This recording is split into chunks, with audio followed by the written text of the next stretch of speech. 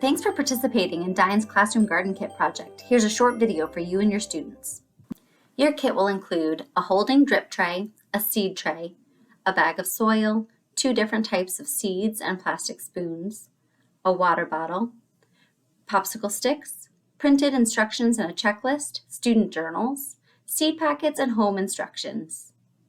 Grow lights aren't included, but you might need one if you don't have a naturally sunny spot. Start by preparing the soil. You can use the bottom drain tray to mix the soil with water before having the students fill their individual planting cups. Pour about half to 3/4 of the bag into the tray. You'll want to make sure you have enough room to stir without it spilling out of the tray. Add some water and stir until the soil is wet but not muddy.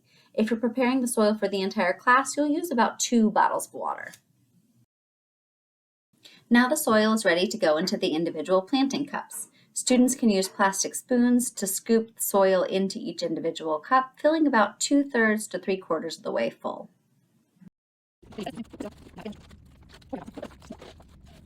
Use the popsicle sticks to create labels for each cup. Students can write the type of seed on one side of the popsicle stick and their name on the other. Keep the labels toward the top of the stick so the bottom can go in the soil. Now you're ready to start planting. Students can use the plastic spoons to scoop the seeds and sprinkle them on top of the soil in their planter cup. Look at each seed packet for an estimate measurement. Some seeds, like the lettuce in the video, are so small you only need about half a teaspoon. Add enough seeds to cover the top of the soil and use the spoon or the popsicle stick to evenly spread them out so they have some room. The seeds will be much closer than if you were growing full-size plants. Gently cover the seeds with a thin layer of soil or else they might have a hard time sprouting. Spread evenly, being careful not to move the seeds, and then water gently and label with the popsicle stick. Repeat with other seeds and clean out any remaining soil from the tray. Place the tray in a sunny spot. They need 4 to 6 hours of sun. Use a grow light if needed, or place individual cups in their own drain tray.